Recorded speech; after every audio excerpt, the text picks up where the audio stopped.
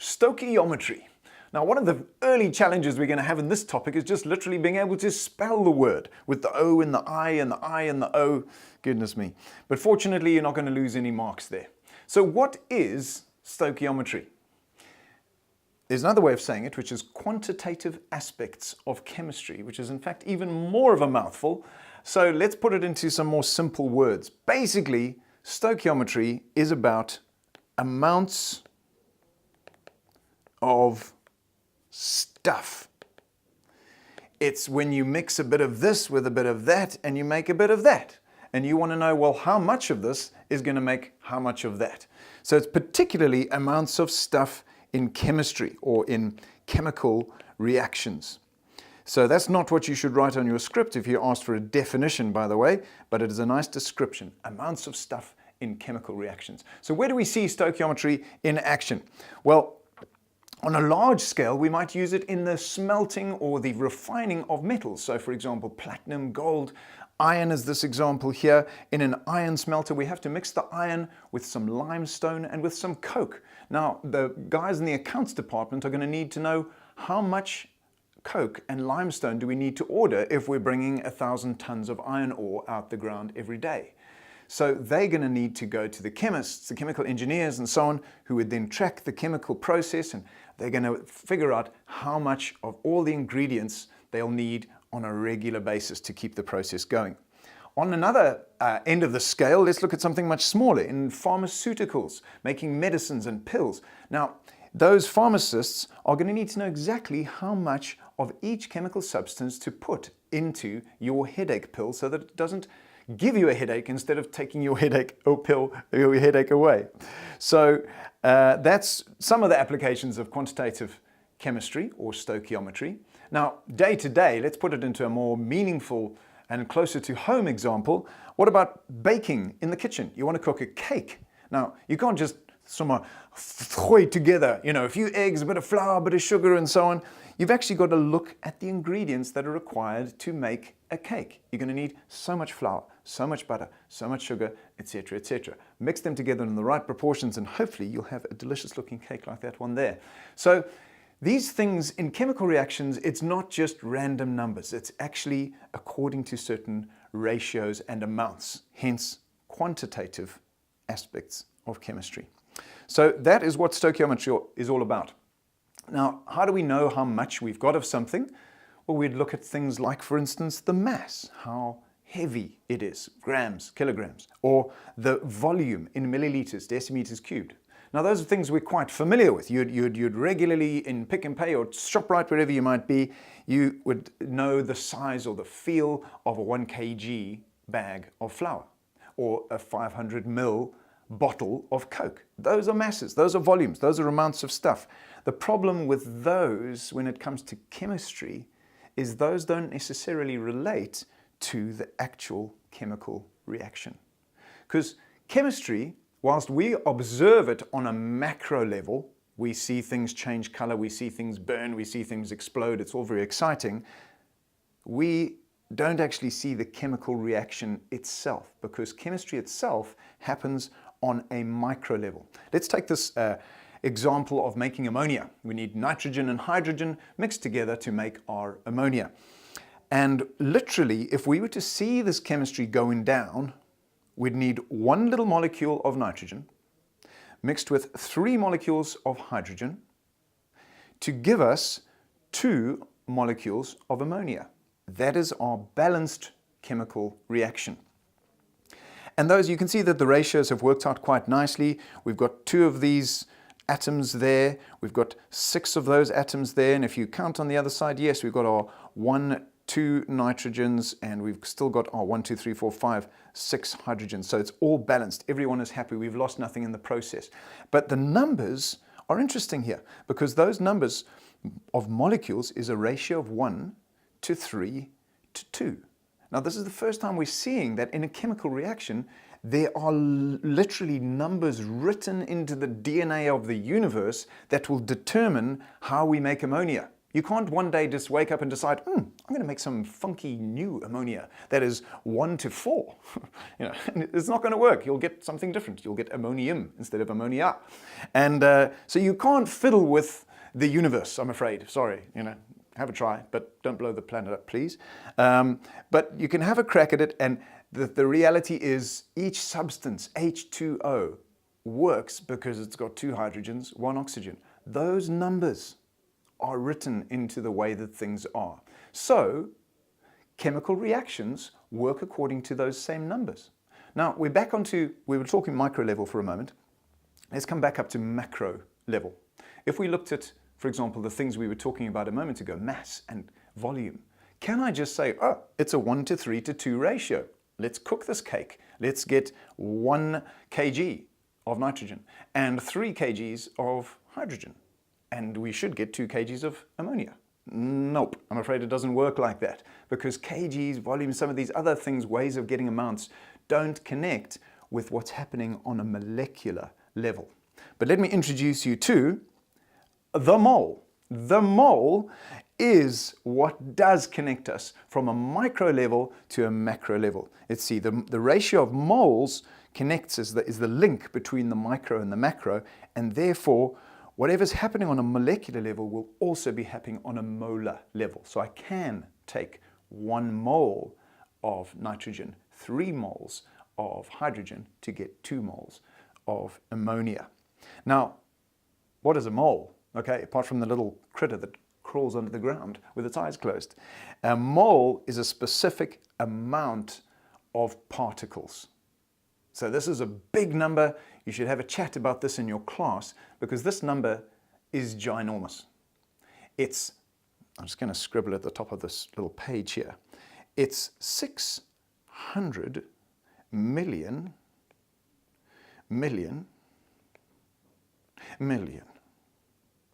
Have I got enough millions there?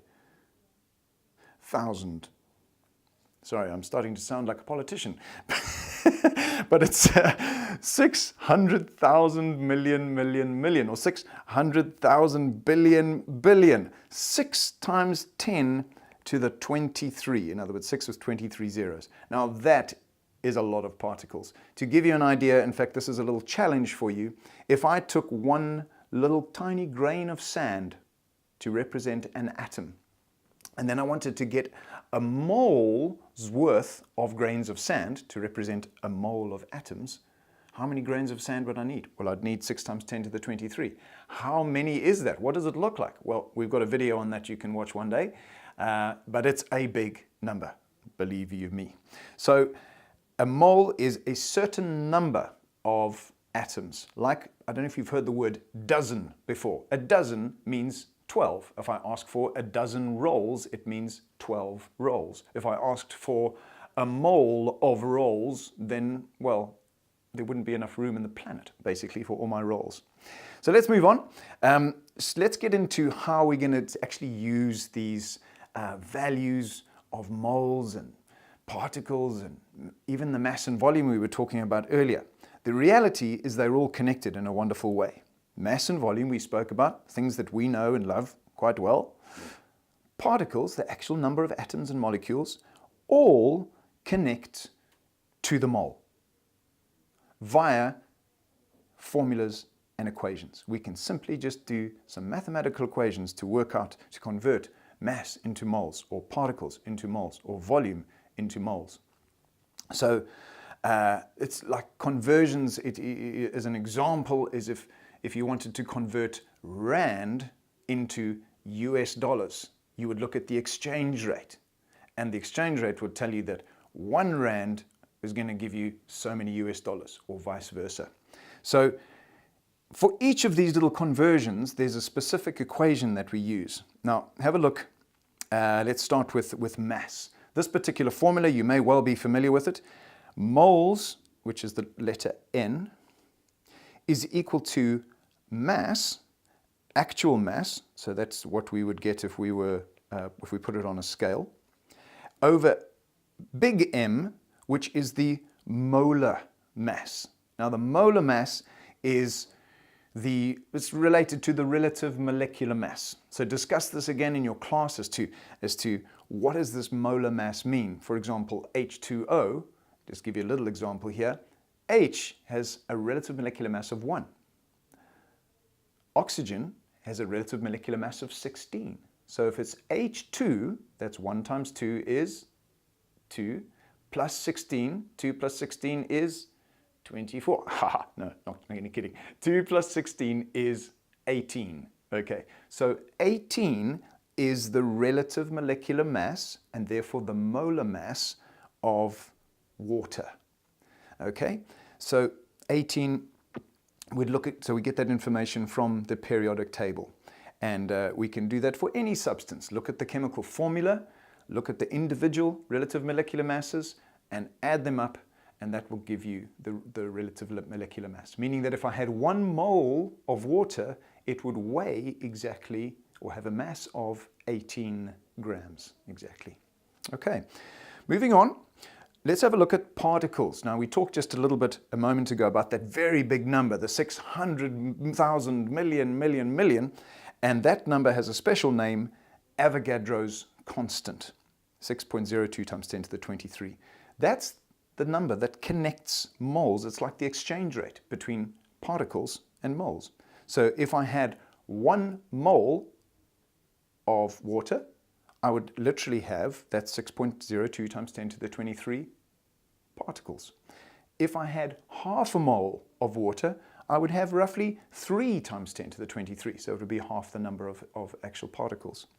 And then the third quantity that we look at is volume. Now, interestingly, this is for gases only, because there's a very special constant that we use here, which is quite remarkable. It's called the molar gas constant. And it is basically the reality that at standard temperature and pressure, in other words, at sea level and at 0 degrees C, 1 mole of gas occupies a certain volume, no matter what gas it is. So it doesn't matter whether it's hydrogen or oxygen or carbon dioxide or methane or whatever. It doesn't matter how big the molecules are. As a collective, they will occupy exactly 22.4 decimeters cubed. And we end up with a similar equation. I hope that you're seeing a similarity between these 3 equations. It's moles, so look at the one on the mass side here, is equal to the thing that the unknown or the variable, over some kind of a constant, the molar mass. What about the particles? Moles is equal to the thing we might be trying to find out, how many particles there are, over some kind of a constant, Avogadro's constant. And the third one, moles, is equal to volume, the thing we're trying to find out, over some kind of constant, the molar gas constant, 22.4. So let's just take an example of this one. If I had 2 moles of gas, I'd say, well, I must have double that volume. So that would be 44.8 decimeters cubed. Okay. Now, all of these equations go both ways. And the cool thing about it is you can go from anywhere on the map to anywhere else as long as you follow the tracks. And in fact, a nice analogy of this map is very similar to the Gautrain map, at least the current Gautrain map. If you imagine the particles represents Pretoria, the volume represents OR Tambo Airport, and mass represents the city of Joburg. So if I wanted to go from Joburg to Pretoria, I have to go via moles. If I wanted to go from the airport to Joburg, I'd have to go via moles, and so on. Now, ironically, in our map of the Gautrain, that station which connects all of those 3 happens to be called Marlborough. Mole, you get it? Okay, it really is called Marlborough Station. So that's so no matter which way whatever calculations you're doing in stoichiometry, you're nearly always converting to or from moles. Now, actually doing the calculations, there's 4 steps. There's some simpler ones, but I'm going to jump a little bit into the deep end. When you're doing a full calculation of a chemical reaction, you're told something and you have to work something out. How much of this produces how much of that? The first thing you've got to do is make sure that you've got a balanced equation. So remember, our chemical numbers come from that equation. That's where the ratios are actually born, is right down at a molecular level. So first of all, balance the equation, because that's what's going to drive the whole process.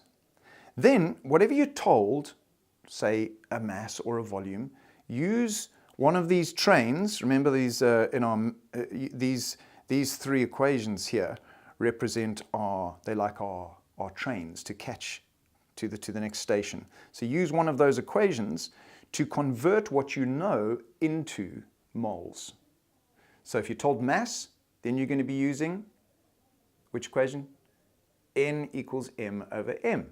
That will then get us to moles, and so on.